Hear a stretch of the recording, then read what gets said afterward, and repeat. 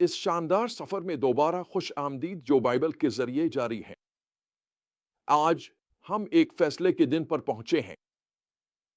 क्या आपने कभी ऐसा वक्त महसूस किया है जब आपके माजी का दर्द आपके नए मुस्तकबिल के इम्कान से टकरा जाए?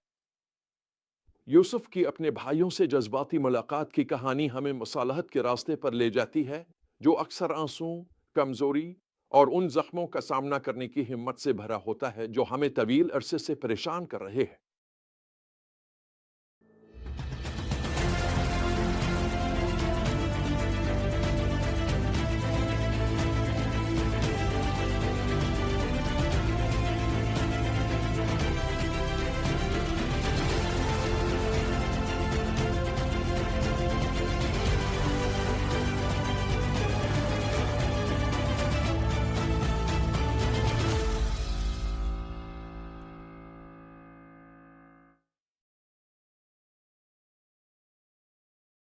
जब हम कहानी में दोबारा शामिल होते हैं तो यूसुफ ने अपने भाइयों के लिए एक पेचीदा आजमाइश तरतीब दी है, जिसने अपनी चांदी का प्याला बिन्यामीन के थैले में छुपा दिया है, ये देखने के लिए कि वो कैसे रद्द अमल देंगे।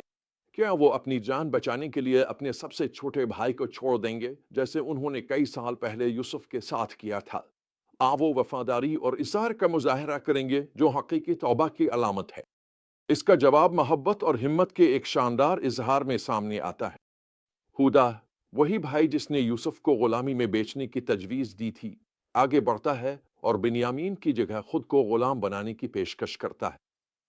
ये एक हैरान कुन इसार का अमल है और ये जाहिर करता है कि भाई इस खौफनाक दिन के बाद से कितनी दूर आ चुके हैं जब उन्होंने यूसुफ को कुनवे में फेंका था।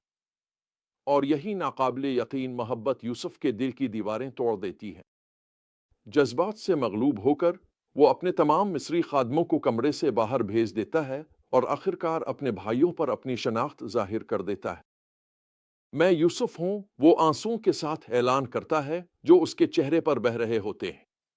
क्या मेरा बाप अभी तक जिंदा है? ये एक लम्हा है जो मुकम्मल बेबसी को जाहिर करता है। हर तरह का दिखावा खत्म हो चुका है। यूसुफ अब मिस्र का ताकतवर हुक्मरान नहीं रहा, बल्कि एक बेटा और भाई है जो अपने खानदान की बहाली के लिए तड़प रहा है। और उसी खिलेपन के लम्हे में शिफा के दरवाजे पूरी तरह खुल जाते हैं। लेकिन यह सिर्फ यूसुफ के आंसू नहीं हैं जो इस लम्हे को मुकद्दस बनाते हैं। ये वो अल्फाज भी हैं जो वो बोलता है और उसका वो नजरिया भी है जो इस तकलीफ दे सफर को देखने का एक नया जाविया पेश करता है, वो सफर जो उन्हें इस मकाम तक ले आए। परेशान मत हो, वो अपने भाइयों से कहता है, और अपने आप पर गुस्सा मत करो कि तुमने मुझे यहाँ बीच दिया, क्योंकि ये जाने बचाने के लिए था कि खुदा ने मुझे तुमसे पहले यहाँ भेजा। इस एक हैरत अंगेज जुमले में यूसुफ अपनी पूरी जिंदगी की कहानी को एक नए जाविये से पेश करता है। वो धोखा, वो गुलामी, वो कैद, ये सब एक बड़ी कहानी का हिस्सा था, एक इलाही मंसूबा जिसमें इंसान के बदतरीन फैसले भी नजात के अजीम नक्शे में बांध दिए गए थे। यूसुफ का दुख बेमानी नहीं था, इसका एक मकसद था जो उसे इसी लोगों के लिए रिस्क और नजात का जरिया बनाने के लिए तैयार कर रहा था जिन्होंने इसके दिल में गहरे जख्म दिए थे।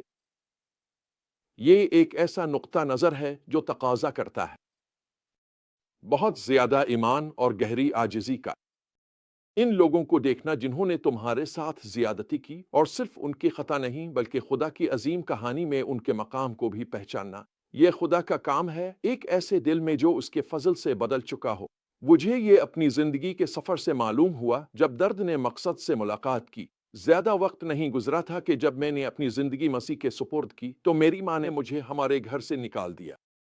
वो गुर्बत और बेतरतीबी में पली बड़ी थी और उसके ख्वाब मेरे लिए सिर्फ मादी कामयाबी और समाजी हैसियत के बारे में थे। जब मैंने खुशखबरी की मनादी के लिए अपनी बालाहित को कबूल किया तो इसमें से अपनी तमाम उम्मीदों के साथ हकदारी के तौर पर देखा। गुस्से और मायूसी के एक लम्हे में उसने मुझे सड़क पर निकाल दिया। ये एक तबाकुन सदमा था जिसने मुझे हिलाकर रख दिया और गहरे इनकार के एहसास में मुब्तला कर दिया। बरसों तक मैं इस जख्म को अपने साथ लिए फिरता रहा, अपनी माँ के यसू के पास आने के लिए दुआ करता रहा और ये समझने की कोशिश करता रहा कि ये तकलीफ मेरी जिंदगी में क्यों बाकी रही। لیکن آہستہ آہستہ بے شمار آنسوؤں اور شدید کشمکش کے بعد خدا نے مجھے ایک نیا نقطہ نظر دینا شروع کیا۔ میں نے دیکھنا شروع کیا کہ کس طرح میرے اپنے انکار کے تجربے نے مجھے ان لوگوں کی خدمت کے لیے تیار کیا تھا جنہوں نے خوشخبری کی خاطر سب کچھ کھو دیا تھا۔ جن جگہوں پر مجھے منادی کے لیے بلایا گیا، ان ممالک میں جہاں ایمان لانے والوں کو ظلم و ستم کا سامنا تھا، میری کہانی ان لوگوں سے جڑ گئی جو یسوع کی پیروی کرنا چاہتے تھے۔ یوسف کی طرح مجھے یہ سیکھنا پڑا کہ اپنی تکلیف کو بے معنی نہ سمجھوں، بلکہ اسے اپنی کہانی کا ایک خدا کی طرف سے مقرر کردہ حصہ سمجھوں۔ یہ ایک ایسا ذریعہ تھا جو اس خدا کے ہاتھ میں تھا جو کچھ بھی ضائع نہیں کرتا اور ہر چیز کو نجات بخشتا ہے۔ وقت کے ساتھ میں حیرت سے دیکھتا رہا جب خدا نے میری ماں کو یسوع کے پاس لے آیا، اس کے دل کو بدلا اور ہمارے رشتے کو ایسے طریقوں سے بحال کیا جن کا میں کبھی تصور بھی نہیں کر سکتا تھا۔ یہی وہ شاندار سچائی ہے جو یوسف کی کہانی کے مرکز میں ہے، اور یہی وہ امید ہے جسے ہم یسوع کے ساتھ اپنے سفر میں تھامے رکھتے ہیں۔ ہمارا خدا صرف دوسرا موقع دینے والا خدا نہیں، بلکہ مکمل نجات دینے والا خدا ہے۔ وہ ہماری زندگی کے ٹوٹے ہوئے ٹکڑوں کو لے کر انہیں کچھ خوبصورت میں ڈھال دیتا ہے، کچھ ایسا جو اس کی نیکی اور فضل کی عکاسی کرتا ہے۔ تو اگر آپ خود کو گہرے درد میں مبتلا پائیں تو اس زخم کو صلیب کے قدموں میں لے آئیں۔ یوسف کی طرح آپ کو یہ ہمت ملے گی کہ آپ اس تکلیف کا سامنا کریں، سچائی کو محبت کے ساتھ بیان کریں اور معافی کے شفا بخش عمل کے لیے اپنا دل کھول۔ یہ آسان نہیں ہوگا اور اس میں وقت لگ سکتا ہے، لیکن ہمارا خدا مصالحت کا خدا ہے۔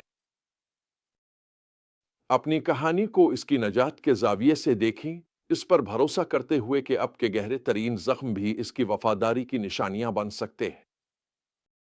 فرما برداری میں چلیں، چاہے راستہ غیر واضح ہی کیوں نہ ہو۔